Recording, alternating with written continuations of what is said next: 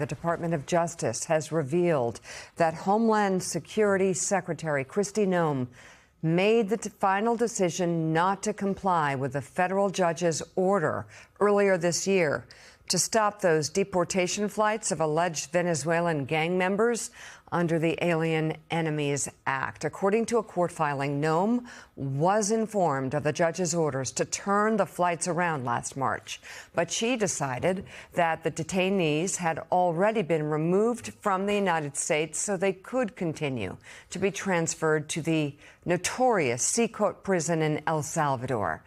The disclosure comes as Judge James Boasberg seeks to revive criminal contempt proceedings against Trump administration officials who authorized the flights.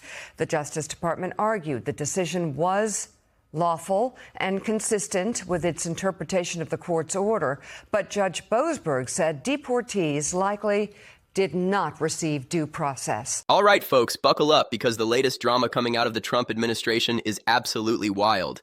And this one's got all the ingredients for a full-blown circus. Homeland Security Secretary Kristi Noem, yes, that same Noem who's supposed to be keeping our borders secure and following the law, is now openly confessing to defying a federal judge's orders.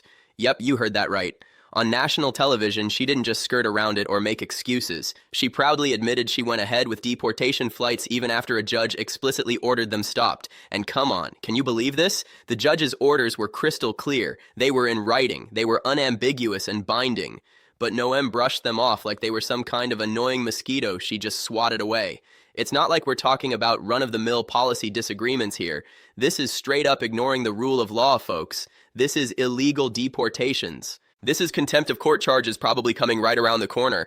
Yeah, it's that serious. Now, here's what most people don't quite get about this situation right now. This isn't just about Kristi Noem being a rebel without a cause. This isn't about one immigration official making a bad call or pushing boundaries. This is the latest chapter in the Trump administration's ongoing campaign to bulldoze judicial authority and run the entire government however they want, no matter the consequences, no matter what the courts say, no matter what the judges order. It's like Trump set the tone from the very beginning of his second term. If the courts don't give you what you want, just defy them. Ignore them. Move on to the next thing. And the spin machine is in full gear right now, claiming that activist judges aren't legitimate and their rulings don't count if Trump doesn't like them, that their orders don't matter, that judges are just obstacles to overcome. Heads Trump wins, tails the judge loses. Don't like that system? Too bad. That's how it's working now. So, yeah, this is wild. This is urgent. This is serious. And if you think this situation is just going to blow over quietly, you're in for a surprise. This is going to have major consequences for the entire country. This is going to define how we think about rule of law in this country. This is going to shape what happens in the 2026 midterms. This is the Trump administration basically saying the courts have no power anymore. They're saying judges can order what they want, but we'll do what we want instead. That's the message being sent to every federal judge in the country right now. But before we go any further, real quick, let's be honest, you can't really trust mainstream media anymore. That's why we built Pump Politics, to bring you real stories, real context, and no corporate spin. If you want to stay ahead of the headlines, join our free newsletter. We'll send the news straight to your inbox every day. Just click the link in the description to join. And if you just want to support what we're doing, join us. Be part of the community that actually cares about the truth. All right. Let's get back to the video. In a filing in federal court this week, the Justice Department said that when the administration was ordered back in March to stop sending detained migrants to a mega prison in El Salvador, you personally made the final call to continue the flights anyway. Is that correct? Do you acknowledge that? You know, we have court filings going on and decisions that are going forward. I'll let them continue to play through that process. But did you make that call? I'm proud of President Trump and his leadership and the decisions that we have made. And the decisions that are made on deportations, where flights go and when they go, are my decision at the Department of Homeland Security. And we will continue to do the right thing and ensure that dangerous criminals are removed. So that you're saying that it was your decision. It sounds like the judge wanted to ensure that people were given due process. He said very clearly, quote, any plane containing these folks that is going to take off or is in the air needs to be returned to the United States, but those people need to be returned to the United States. Now, let me break down the basics here for you. Homeland Security Secretary Kristi Noem, who runs the entire Department of Homeland Security, publicly admitted that she authorized deportation flights to continue even after a federal judge ordered them stopped. Not just any judge either. We're talking about Judge Jeb Boasberg, who's been involved in major cases throughout his career. He issued an order. It was clear. It was legal. It was binding on everyone. And Noem ignored it anyway. The Justice Department, Trump's own Justice Department, actually admitted that Noem made the final call. She personally authorized sending Venezuelan migrants to El Salvador, to a notorious prison, to a place known for brutal conditions and human rights abuses. And she did this even though the federal judge had explicitly ordered the flights to stop. That's contempt of court. That's potentially criminal. That's the kind of thing that could result in jail time. That's the kind of thing that ends careers and destroys reputations. And here's where it gets even crazier, more absurd, really. The Trump administration is trying to argue that they technically followed the spirit of the order because they interpreted it differently than what was written. They're saying, well, the written order said one thing, but we heard it differently. That's not how law works. That's not how federal courts work at all. You can't just interpret a court order however you want and then follow your own interpretation instead of what the judge actually said. That's not a legal defense that anybody buys. That's just arrogance. That's saying the law doesn't apply to us. And that's exactly what the Trump administration is doing. The ACLU is gearing up for a major legal battle. Civil rights organizations are outraged about what happened. Lawmakers from both parties are raising concerns about this, though admittedly Republicans are mostly staying quiet about it. Democrats are furious, and the courts are moving forward with contempt proceedings against Noem and potentially other Trump officials involved in this scheme. This isn't over. This is just the beginning. This is going to dominate headlines for months. This is going to be investigated thoroughly. This is going to be litigated in court. And this is going to be a massive political problem for the Trump administration heading into the midterms. This could literally cost Republicans control of Congress. All right, let's dive in and really unpack this mess. Let's understand what's actually happening here and why it matters so much. Because, and I mean this sincerely, most people are completely missing the bigger picture here. Most people don't understand what this actually means for the country and democracy itself. Kristi Noem's admission that she defied a federal judge is way more than just a political stunt or a few rogue flights. It's way more serious than that.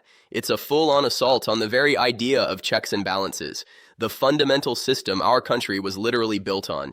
You remember those, right? The system that's supposed to prevent any one person from having too much power? Yeah, those checks and balances.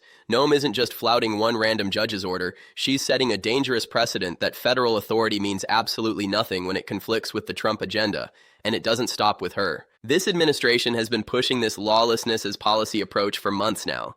We've seen it with the Hegseth situation. We've seen it with the Haba disqualification, and now we're seeing it with Noem and the border. Think about the legal chaos this causes. Think about what happens when the executive branch just decides it doesn't have to follow court orders anymore. Think about the implications for the entire justice system. Judge Jeb Boasberg was doing his job. He's an unelected judicial official, sure, but that's how the system works. That's how it's supposed to work. He issued an order, it was legal, it was proper, he followed all the procedures. But Noem and the administration decided that his orders weren't valid because he's an activist judge. That's a convenient label, isn't it? Rather than respect the court's decisions, they dismiss them outright if it suits their goals. They dismiss them if it's inconvenient. This feeds into a dangerous pick-and-choose attitude towards the law, a take-it-or-leave-it game that undermines the justice system itself. If you don't like what a judge says, you just ignore them. That's not a functioning democracy. That's not how government is supposed to work. That's authoritarianism, plain and simple. Here's where it gets really serious, really concerning and disturbing. The Justice Department actually admitted, and this is key, admitted that Noem made the final call on everything. She personally authorized sending those deportation flights forward. She personally authorized sending Venezuelan migrants to El Salvador's notorious mega prison, a place that's known throughout the world for brutal conditions and human rights abuses. People have been tortured there. People have died there. It's one of the worst prisons in the world. International human rights organizations have documented extensive abuse, and Noem authorized sending American-captured migrants there despite a federal judge ordering her to stop. So it's not just a legal issue here. It's not just about defying courts and disrespecting judicial authority. It's a humanitarian nightmare fueled by political posturing and a desire to look tough on immigration. It's about real people being sent to dangerous places where they could be harmed. The courts are now moving forward with contempt proceedings against her. The ACLU is gearing up for a major legal fight. Civil rights organizations are furious. You don't need a law degree to see that this is a massive embarrassment for the Trump administration. Now, here's what's funny and also infuriating at the same time. Simultaneously funny and infuriating. Noem and her defenders are trying to argue that they technically followed the written order. They're saying that earlier oral instructions shouldn't count. They're trying to split hairs about how the order was communicated to them. Basically, they're trying to say, well, we didn't violate any official written orders. We interpreted them differently. That's like telling a police officer, "Officer, I wasn't speeding because I only raced my car in the parking lot, not on the street." It doesn't fly with the courts. It doesn't fly with legal experts. And it doesn't fly with the American people watching all this unfold. People understand that the law is the law. A court order is a court order. You follow it or you face consequences. That's how civilization works. That's the basic social contract. And of course, we can't ignore the political fallout here. Trump has been quick to distance himself from Noem. He's throwing her under the bus a little bit. Surprise, surprise. He's creating distance between himself and her actions. But let's be real about what's happening here. She's carrying out Trump's hardline immigration policies. She's doing it without blinking at judicial checks or constraints. She's doing it because she knows Trump wants aggressive immigration enforcement. So if this blows up, if she ends up facing criminal charges, if she ends up in jail, it's still a Trump administration disaster. It still reflects on Trump. It still shows that his administration doesn't respect the rule of law. It still shows that they're willing to break laws to achieve their political goals. The entire world is watching. International observers are paying attention. The broader pattern is important here too. Really important. We've got Hegseth accused of ordering illegal military strikes. We've got Haba getting disqualified for unlawful appointment. Now we've got Noem openly defying federal courts. This is a pattern. This is a systematic approach to just ignoring the law when it's inconvenient. This is a systematic approach to exercising power without any judicial restraint whatsoever. This is dangerous. This is the kind of thing that erodes democracy over time. This is the kind of thing that makes you wonder what other laws are being broken behind the scenes. How many other court orders are being ignored? How many other federal judges are being defied? We don't know. But we know about Noem because she admitted it on national television. She said it out loud. She basically bragged about it. And here's what really gets me. What really should concern everyone. The Trump administration seems to think they're above the law. They seem to think that presidential authority supersedes judicial authority.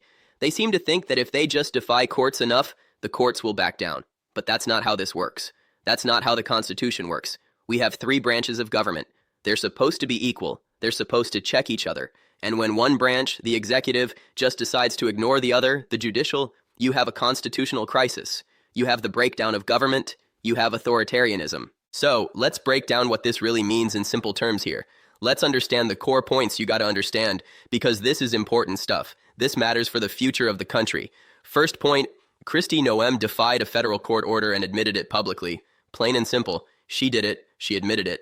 That's huge. That's massive. This goes way beyond politics and partisan disagreement. This is about the rule of law and whether anyone in this administration actually respects the courts. The courts are there for a reason. They're supposed to check executive power. They're supposed to make sure the president and cabinet officials follow the law. They're supposed to be an equal branch of government.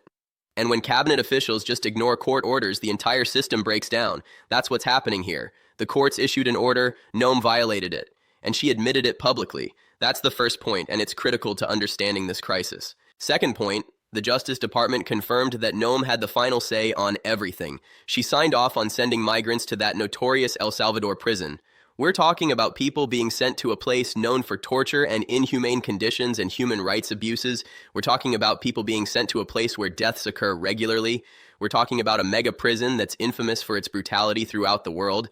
And Noem authorized it. She made the call. Despite knowing there was a court order stopping her, despite knowing a federal judge had ordered these flights halted, she authorized it anyway. So it's not only illegal, it's outright cruel. That's what makes this so serious. It's not just about legal procedure and court processes. It's about real people being sent to dangerous places because Noem wanted to look tough on immigration and because Trump wanted aggressive deportations. That's the second point, and it's about human rights. Third point, the courts are pushing back hard now. They're not backing down. They're not intimidated. Judge Boasberg is advancing contempt of court proceedings against her. The ACLU is preparing major legal challenges because this is not going away anytime soon. This fight is headed to court, and it could end with jail time or serious legal consequences for Noem and other Trump officials involved. Contempt of court is a serious charge. People can go to jail for it. Noem could potentially face criminal charges. This isn't just some political controversy that blows over in a few news cycles. This is a real legal jeopardy situation.